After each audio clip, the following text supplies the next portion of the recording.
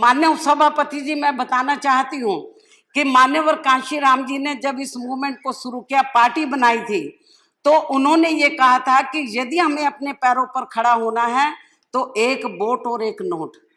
एक यदि आप हमारे दबे कुचले लोग अपनी पार्टी को पैसा देंगे वोट के साथ साथ, तो हमें बड़े बड़े पूंजीपतियों के ऊपर निर्भर नहीं रहना पड़ेगा।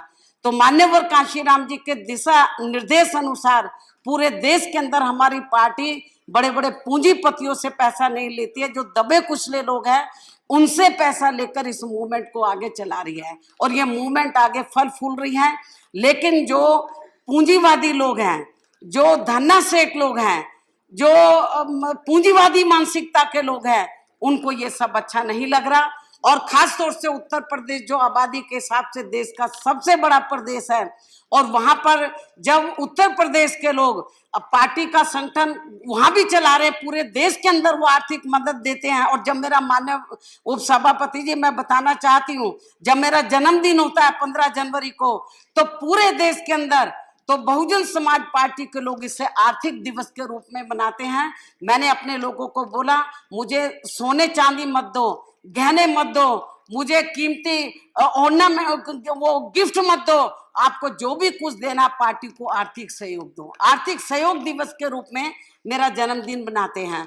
और पूरे देश के अंदर अभी यूपी में चुनाव के लिए कुछ समय बचा है, पूरे उत्तर प्रदेश के अंदर थोड़ा थोड़ा धन इकट्ठा करके वो पार्टी को देते हैं। लेकिन वहां पर जो भारतीय जनता पार्टी जो वहां पर सत्ता के सपने देख रही है, उनको ये सब अच्छा नहीं लग रहा। इसलिए आज उनके जो पार्टी के जो उपाध्यक्ष हैं, जिस तरीके का भाषा का, क्योंकि मुझे कोई भी नहीं दिखा रहा था, बहुत अपशब्द भाषा का इस्तेमाल किया, क्योंकि सब मुझे अपनी बहन समझते हैं, तो इसलिए वो बहन के सामने वो लफ्ज नहीं बोलना चाहिए।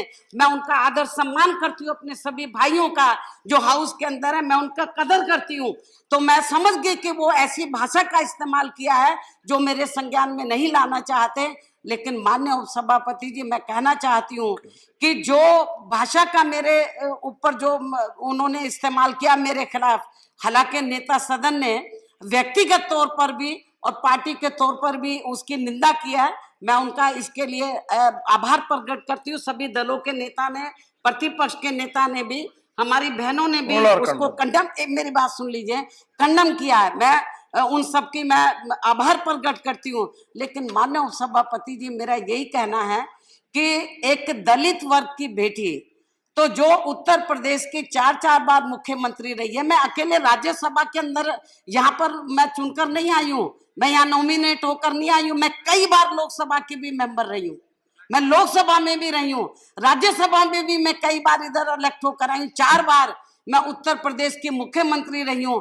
और मेरा अब तक का, जब से मैं राजनीति में आई हूँ, सभी दलों के लोग इधर बैठे हैं, नेता लोग, कोई भी ये बता दे, आज तक मैंने अपने भाषण में, चाहे विपक्ष के लोग बैठे हैं या सत्ता पक्ष के लोग बैठे हैं, किसी भी, चाहे छोटा नेता बड़ा नेता, मैंने किसी को भी अपशब्द नहीं बोला है।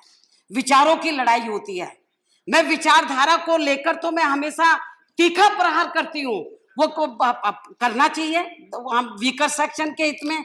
लेकिन मैंने किसी के भी ना कैरेक्टर के ऊपर, ना मैंने कोई व्यक्तिगत तौर के ऊपर मैंने कभी किसी के ऊपर हमला नहीं बोला, कभी किसी नेता को मैंने अपशब्द भाषा का इस्तेमाल नहीं किया है।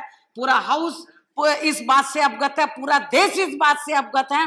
मेरे को बहुत से लोग कहते हैं कि बहन जी, आपके बारे में ये भाषा बोली है, आपको भी बोलना चाहिए। मैंने बोला नहीं, ये मेरा कैरेक्टर नहीं है। ये जो लोग इस किस्म की भाषा बोल रहे हैं, तो जिन्होंने, आज मैं आपको बताना चाह रही हूँ माननीय उपसभापति जी, बीजेपी के जिस उपाध्यक्ष ने जिस भाषा का इस्तेमाल किया है, तो उन्होंने मुझे नहीं बोला है, उसने अपनी बहन के बारे में बोला है, अपनी बेटी के बारे में बोला है, उसने मुझे नहीं बोला है, क्योंकि पूरा समाज मुझे अपनी बहन समझता है। और मैं बताना चाह रही हूँ, जिसने भी ये बोला है, उसने अपनी बेटी के बारे में बोला है, जो लोग मुझे नहीं बता रहे, अपनी बहन के बारे में बोला है। और ये जो उसने शब्द का इस्तेमाल किया है, तो पूरा देश मेरे ख्याल बीजेपी को कभी माफ नहीं करेगा।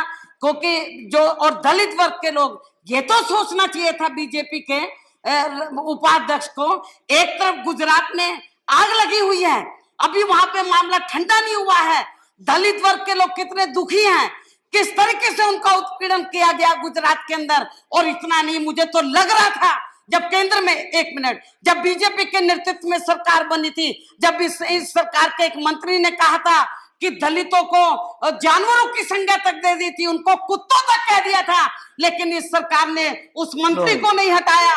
मंत्री आज तक भी बना हुआ है। तो tomorrow we are having discussion on that. Bharatiya Janata party और उनकी सरकार को ये Tomorrow we are, tomorrow we have discussion on that. एक minute, We are discussing that tomorrow. आगे बढ़ना है, आप लोगों को दलितों का मान सम्मान का ध्यान रखना है। Okay. तो मैं समझती हूँ कि इस किस्म Okay, के लोगों के ऊपर आपको लगाम लगानी चाहिए। और बीजेपी के उपाध्यक्ष ने जो इस किस्म की भाषा बोली है, उसने मुझे नहीं कुमारी बोला जी, है, अपनी बेटी को बोला, अपनी माँ को बोला है, Okay, कुमारी जी, मैं समझती हूँ कि Okay, please. मेरी इस बात से No, please. सहमत होगा इस कुमारी बात जी, से। ठीक है। और इसलिए इस मुद्दे Okay. को लेकर पूरे अभी देश में बैठिए। कई बवाल मचता है। अभी बैठिए। BSP उसके लिए Tomorrow we will जिम्मेदार discuss. होगी। भारतीय जनता पार्टी जिम्मेदार Tomorrow होगी। Dalit issue और we मैं are discussing. चाहूंगी कि जैसा अभी कि ठीक है। सभी हाउस के सभी मान्य नेताओं ने ये कहा है कि निंदा प्रस्ताव उसको, मेरे ख्याल उसको एक्सेप्ट करना चाहिए वो लोगों की। everybody has condemned. और मेरे ख्याल ये Okay. ठीक नहीं है। और Yeah. आज उन्होंने मुझे बोला है, हमारी और बहन बेटियां हैं, उनके बारे में बोलेंगे। दलित का सवाल नहीं है। आज एक दलित के, मैं पार्टी के नेशनल प्रेसिडेंट हूँ, कई बार Okay. और कई बार मैं लोकसभा की सदस्य चुनकर आई हूँ, राज्यसभा की रही हूँ, और मैं 10 सवाल दलित के साथ साथ एक महिला का भी आज मेरे बारे में बोला है। कल को अपर कास्ट की महिलाएं हैं, बैकवर्ड क्लास की महिलाएं हैं, और समाज की माइनॉरिटीज की महिलाएं हैं, उनके बारे में इस किस्म की भाषा का इस्तेमाल करेंगे। क्या ये बर्दाश्त करने लायक है?